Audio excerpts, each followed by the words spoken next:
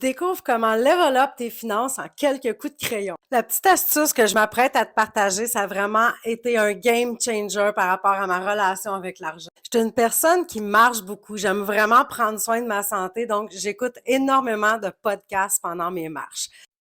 Annie Ferland, tarologue professionnelle qui t'aide à évoluer avec l'aide du tarot. C'est fou, les petites pépites d'or que j'ai appris dans certains podcasts, donc j'adore. Mais j'aime particulièrement Jen Sincero, dont j'ai lu quand même plusieurs de ses bouquins. Alors, loin de moi, l'idée de prendre le crédit de la petite astuce que je m'en vais te donner, ça vient de Jen Sincero. On va se le dire, là, je te l'avoue, mon rapport à l'argent, là, il était pas terrible, OK? Je dépensais des fois à outrance ou regarde, c'était pas une belle relation que j'avais avec l'argent. Et c'est dans un moment de découragement que j'ai entendu cette astuce-là de Jen Sincero, qui a vraiment rapport avec l'écriture. Et j'adore écrire, j'adore lire, et c'est pourquoi j'ai la carte de l'impératrice dans les mains. Il y a beaucoup d'impératrices en moi, OK?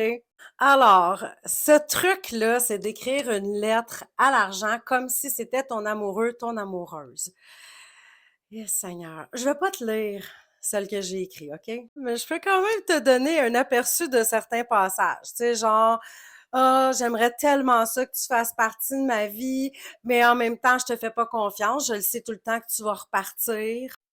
T'es jamais là quand j'ai besoin de toi. De toute façon, tout le monde le dit, t'es pas vraiment important. Je vais réussir à faire mon bonheur sans toi. OK, tu vois le topo?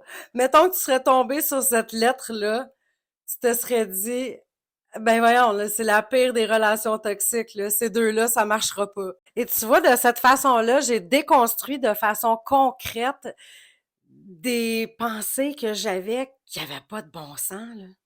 Tu sais, honnêtement, va donc dire à ton chum ou ta blonde qui est pas si important que ça. Tu sais, est-ce que tu penses qu'il ou elle va avoir envie de rester dans ta vie? Voyons.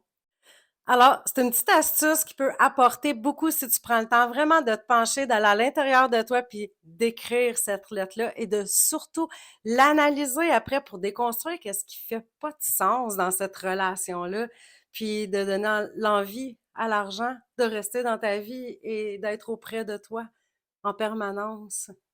Commente abondance dans les commentaires si tu as envie que je continue à abonder en petits trucs et astuces comme ça pour toi.